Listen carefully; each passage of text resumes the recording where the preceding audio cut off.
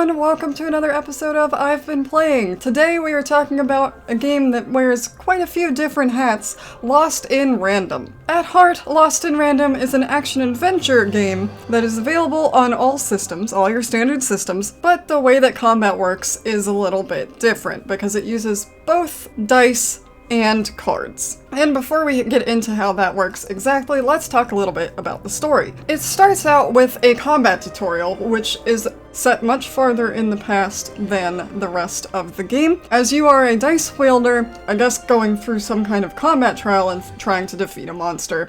And it kind of teaches you the very basics right at the start there, before we flash forward to the current time. When we get to the current time, you take control of a girl named Even, living in one of the cities in the new area, and you have a sister named Odd, whose 12th birthday is today, and when people in this world turn 12, they roll the only dice that is left in the kingdom, the one that the queen owns, to figure out where they go for the rest of their lives and what kind of work they get to do. One being the worst work, and that's where they start out, that's where you start out, that's where your characters live, up to 6, which is working in wherever the queen works, I assume some sort of castle. So your sister tries to hide from the person who brings the dice, but it doesn't work, and she ends up rolling a 6, which seems fine until sometime later, I believe it said about a year later, some sort of ghost or creature that Even assumes is her sister, or at least related to her sister, shows up. She thinks this because it drops a toy that she had given her sister for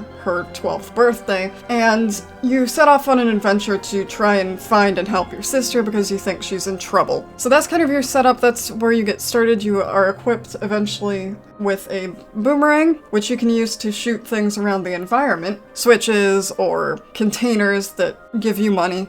You know, your pretty standard stuff there. But eventually you do come across a die of your own because you end up kind of in the old section of the world, which is hidden away from the newer section of the world. It's underneath or just hidden away or blocked off or some combination of all of those things. And you find a die. They're sentient, which is a bit unnerving. Not gonna lie. It's adorable, but also unnerving, and you become a dice wielder. Like everyone else who, like I said in the start of the game, or in the starting era of the game, a lot of people had dice, and now it's just the queen. So you go along on your adventure with this die, and that's how you do combat. The way that combat works is a little well, it's not complicated. It sounds more complicated than it is, I think, because what you do is you shoot crystals off of the enemies to build up, I guess, card power, because once you get a certain amount, you unlock cards to use, and once you unlock, I think it's groups of 5 cards,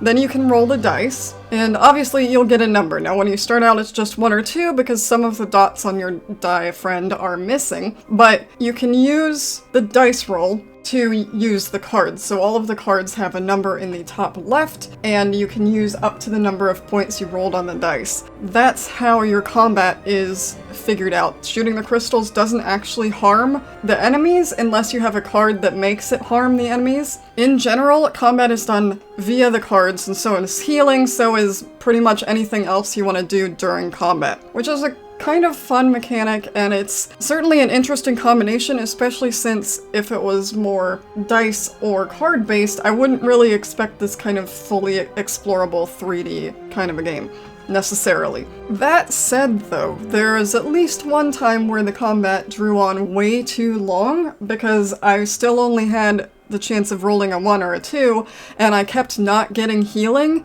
and I kept getting hit by everything because I was just swamped by enemies and they kept respawning or just spawning more, and it was a pain because I couldn't heal myself, but I couldn't attack either because I couldn't get close enough to attack them because I was going to die and I didn't want to start over because it was taking long enough as it was. So I can definitely see in some cases that the combat is going to be a bit of a problem unless you have higher rolls on your die, which you will eventually, but at that particular point in time, I didn't, and I don't see how you're supposed to, and the fact that the healing wasn't coming up very often was a problem. Now, of course, you can customize your deck because you will collect cards and buy cards as you play the game, and I might have been my fault because I think I might have taken one of the healing items away. That was part of the problem, but the fact that I can just get stuck in this loop is not fun. Because I want to continue the story, and I was there for probably a good at least 10 to 15 minutes trying to do this one fight, and by the end of it, I was just like, you know what? I think I'm done for now, and that shouldn't happen. You want to do the combat. You're supposed to want to do the combat when you're playing a game, and most of the rest of the time it was fine, even if I can't aim very well sometimes, but that one fight I was just like, this is infuriating. It's taking way longer than it should. I'm not far enough in the game. It's not even a boss fight. It's just a bunch of tiny enemies, and some of them were also flying, which complicated it, or at least made it take longer because I didn't have anything that would allow me to shoot them in the air. It was just a mess. So there are some times where combat can potentially get a bit frustrating. On occasion there will also be kind of board game type things as well, and you have to do combat while you're rolling a die, while you're moving a playing piece to get to the end of the board game so that you can, I believe when I was doing it, it opened a door that I needed to go through. And it's like a lot of layers of things going on, and it makes perfect sense when you're doing it, but it is a lot of stuff to keep track of, and like, I don't know where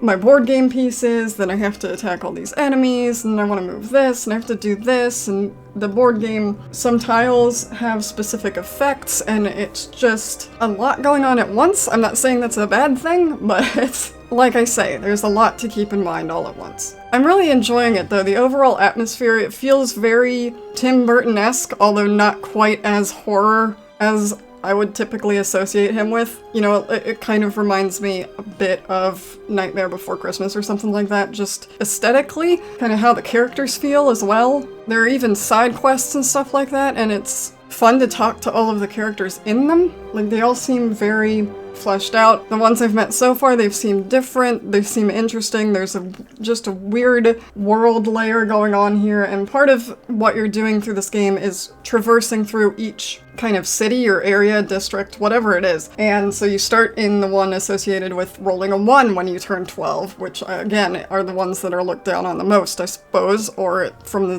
looks of things. Then you end up in the town of 2s, and it has its own little quirk, and everything is doubled, and everyone's personality has 2 sides, and the queen rolls her die, and depending on whether it rolls a 1 or a 2, they are more in tune with that aspect of their personality that day, and it's just really interesting. Each town has its own little quirks and own quirky people, and it's really fun to explore. I did get lost a few times. The map is not the greatest in my opinion, but, you know, enough wandering around anywhere, you'll figure out where you are, so it's not necessarily a problem. I do wish the map was a little bit better though, because I don't think there's any icon showing you where you are, which is hard to do when you're first entering somewhere and it's very windy. I definitely think that if you are able and willing to get your head around the combat and just the different layers of combat, and you're good at deck builders, because I don't play deck builders very often, so that also may be part of the problem. I had trouble with that one particular fight. You will probably enjoy this. There are a lot of different layers. The story and world is very interesting. It has great characters, great sequences. For the most part, the combat and the movement and everything feels really nice. So I definitely think it's worth checking out. If anything I have talked about in this video has sounded good to you, as with many things I do on this show, it is currently on Xbox Game Pass, although it is Game Pass Ultimate, I believe, and it's definitely worth checking out if you have that, or just generally if you want to know more about it. Take a look into it. I definitely recommend at least giving it a go. Those are my thoughts on Lost in Random. Let me know what you think of this down in the comments below. Have you heard of or played this one for yourself? Let me know in the comments down below. And if there are any games you would like me to give a try in the future, potentially, leave those comments in the comments down below as well. I hope you enjoyed this. Leave a like if you did enjoy this. If you're not subscribed yet, consider subscribing. I do one of these every Monday that I am able to play a new game, as well as a whole bunch of other stuff on my channel. We do some point and click stuff, we do some horror stuff, there's a whole bunch of stuff you can check out, and I hope you will. I hope I'll see you later. See you in the next one.